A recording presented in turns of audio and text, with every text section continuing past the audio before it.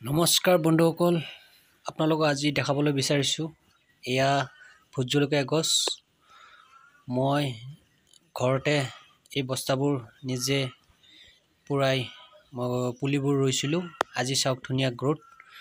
বস্তাত বিশেষ নহয়, আপোনালোকে গোবৰ দিব 60% শুকান গোবৰ, লগতে মাটি দিব, পথাৰ মাটি, আৰু পুৰাদন অকণমান মিক্স কৰি দিব যাতে পোক পৰুৱাৰ আক্ৰমণবোৰ অলপ কম হয়। এনেদৰে মিক্স কৰি আপোনালোকে বস্তাবোৰ পুৰাই পুলিবোৰ ৰুই দিব।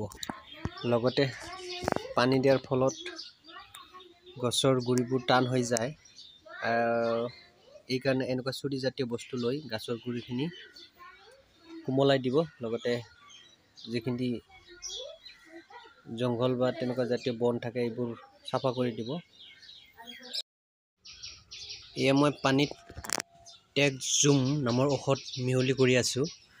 আৰু এই টেকজুমটো হ'ল ভোট জলকীয়া গছৰ যিটো পাতৰ কেঁকুৰা কেঁকুৰি বেমাৰ ধৰে, সেইটোৰ কাৰণে এই টেকজুমটো ব্যৱহাৰ কৰে। লগতে টেকপ্ৰিট, এই টেকপ্ৰিটটো পাতৰ কেঁকুৰা কেঁকুৰি যিটো বেমাৰৰ কাৰণে এই দুবিধ ঔষধ ব্যৱহাৰ কৰা হয়,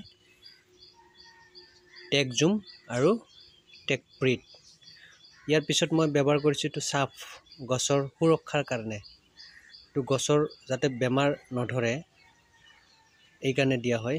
কাৰণ বটল মোৰ সৰু, সেইকাৰণে সকলো ঔষধখিনিয়ে অলপ পৰিমাণখিনি কমাই দিছোঁ। এইটো হ'ল ইক্কা, এইটো গছৰ সুৰক্ষাৰ কাৰণে, বেমাৰ যাতে নধৰে। এইটো সপ্তাহত কমচে কম 2 দিন বা এদিন মাৰি গছত স্প্ৰে কৰি থাকিলে আপোনালোকৰ গছটো অলপ সুস্থ হৈ থাকিব। ভোট জলকীয়া গছৰ বেছিকৈ বেমাৰ ধৰে, সেইকাৰণে গছত স্প্ৰে কৰি থাকিব লাগে। এনেদৰে আপোনালোকে ভালকৈ মিশ্ৰণটো মিহলাই লৈ গছৰ পাতবোৰ তিতি যোৱাকৈ দিব। এয়া মই গছৰ পাতত তিতি যোৱাকৈ দি আছোঁ। মোৰ অলপ পাতবোৰ অলপ কেঁকুৰা কেঁকুৰি হৈছে। মই এতিয়া প্ৰায় 3টা-4টামান বজাত এতিয়া দি আছোঁ।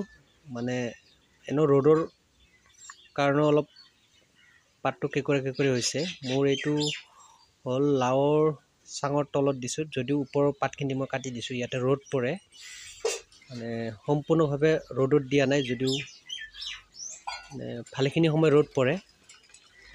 আৰু এনেকুৱাকৈ আপোনালোকে গোটাইখিনি ধুনীয়াকৈ গছবোৰ তিয়াই দিব, যাতে গছটো সুৰক্ষিত হৈ থাকে আৰু ভালে হৈ থাকে। ধন্যবাদ।